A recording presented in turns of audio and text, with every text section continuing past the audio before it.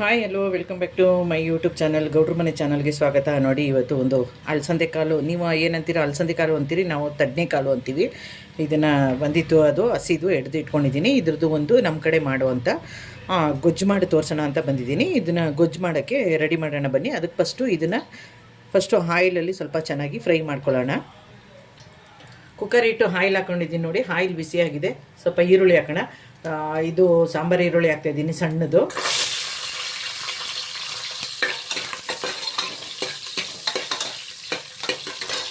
ಅದು onion fry ಆಗಿದೆ. ನೋಡಿ, ಇದು ಅಲಸಂದೆ ಕಾಳು ಹಾಕೋತಿದ್ದೀನಿ.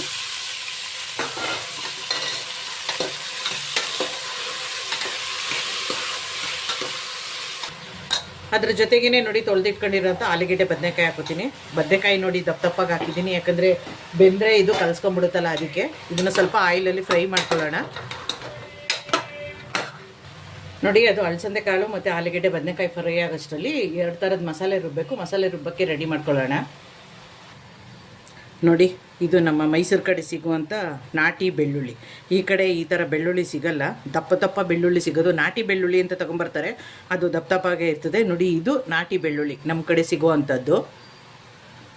ಶುಂಠಿ ಮತ್ತು ಬೆಳ್ಳುಳ್ಳಿ, ಇದು ಈರುಳ್ಳಿ, ಕೊತ್ತಂಬರಿ ಸೊಪ್ಪು ಹಾಕ್ತಾಯಿದ್ದೀನಿ, ಸ್ವಲ್ಪ ಅರಿಶಿನ, ಸ್ವಲ್ಪ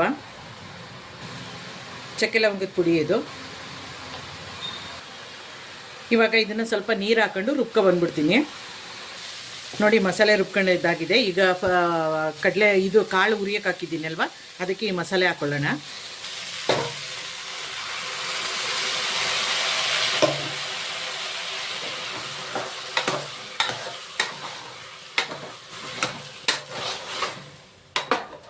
ಸ್ವಲ್ಪ ಹಸಿ ವಾಸನೆ ಹೋಗಲಿ.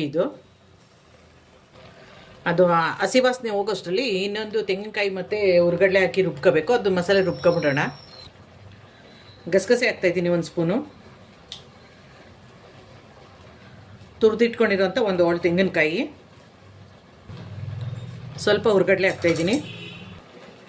ಹೆಚ್ಚಿಟ್ಕೊಂಡಿರೋಂಥ ಟೊಮೊಟೊನ ಹಾಕೋತೀನಿ. ನೋಡಿ, ಇವಾಗ ಈ ಮಸಾಲೆನ ರುಬ್ಕೊಂಬಂದ್ಬಿಡ್ತೀನಿ ನಾನು. ನೋಡಿ, ಮಸಾಲೆ ಘಮ ಘಮ ಅಂತ ಬೇಯ್ತಾ ಇದೆ. ಈಗ ಇದಕ್ಕೆ ಮಟನ್ ಸಾಂಬಾರು ಪುಡಿ ಹಾಕೋಣ. ಖಾರ ನಿಮ್ಗೆ ಎಷ್ಟು ಬೇಕೋ ಅಷ್ಟು ಹಾಕೊಳ್ಳಿ. ನಾವು ಖಾರ ಜಾಸ್ತಿ ಮಾಡಲ್ಲ, ಅದಕ್ಕೆ ಜಾಸ್ತಿ ಹಾಕಲ್ಲ ನಾನು. ಇದೊಂದು ಸ್ವಲ್ಪ ಖಾರದ ಪುಡಿದು ಹಸಿ ವಾಸನೆ ಹೋಗೋ ತನಕ ಸ್ವಲ್ಪ ಬೇಯಲಿ.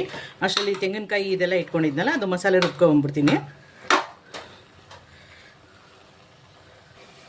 ಖಾರ ಬೇಯ್ತಾ ಇದ್ದರೆ ಘಮ ಘಮ ಅಂತಿದೆ. ನೋಡಿ, ಕೊತ್ತಂಬರಿ ಸೊಪ್ಪು, ಮೆಂತ್ಯ ಸೊಪ್ಪು ಹಾಕೋತೀನಿ.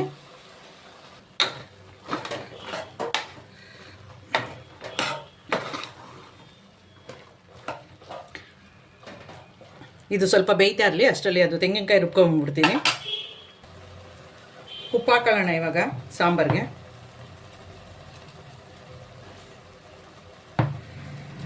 ಸಾಕಿಷ್ಟು. ನೋಡಿ, ರುಬ್ಕೊಂಡಿರೋ ತೆಂಗಿನಕಾಯಿ ಹಾಕೋತಾ ಇದ್ದೀನಿ.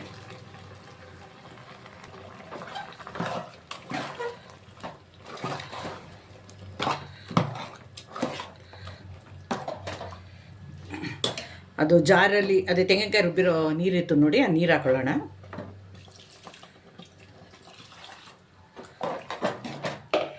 ಗೊಜ್ಜು ನಿಮಗೆ ಗಟ್ಟಿ ಬೇಕಾದ್ರೆ ಗಟ್ಟಿ ಮಾಡ್ಕೊಳ್ಳಿ, ಸ್ವಲ್ಪ ತೆಳು ಬೇಕು ಅಂದರೆ ತೆಳು ಮಾಡ್ಕೊಳ್ಳಿ.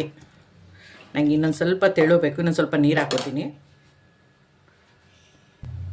ಕುಕ್ಕರ್ ಮುಚ್ಚಳ ಮುಚ್ಚಿಬಿಡೋಣ. 1 ವಿಷಲ್ ಬಂದರೆ ಸಾಕು, ಯಾಕಂದ್ರೆ ಹಸಿ ಕಾಳಲ್ವಾ. 2 ವಿಷಲ್ ಬಸಿದ್ರೆ ಅದು ಕಲ್ಸ್ಕೊಳಂಗೆ ಆಗ್ಬಿಡುತ್ತೆ. ವೆಯ್ಟ್ ಹಾಕಿ 1 ವಿಷಲ್ ಬಂದ್ಬಿಡ್ಲಿ. ಅದು ಸಾಂಬಾರು ರೆಡಿಯಾಗಿದೆ, ತೆಗಿಯೋಣ ಈಗ. ನೋಡಿ, ಹಂಗೂ ನೋಡಿ ಬದನೆಕಾಯಿ ಎಷ್ಟು ಇದು ಕಲ್ಸ್ಕೊಳಂಗೆ ಆಗ್ಬಿಟ್ಟಿದೆ ಅಂತ. ನೋಡಿ, ಇಲ್ಲಿ ಬಿಸಿ ಬಿಸಿ ಅಲಸಂದೆ ಕಾಳಿನ ಗೊಜ್ಜು ರೆಡಿ. ಬಿಸಿ ಮುದ್ದೆ ಜೊತೆಗೆ ಊಟ ಮಾಡ್ತಾ ಇರೋದೆ ಇವಾಗ.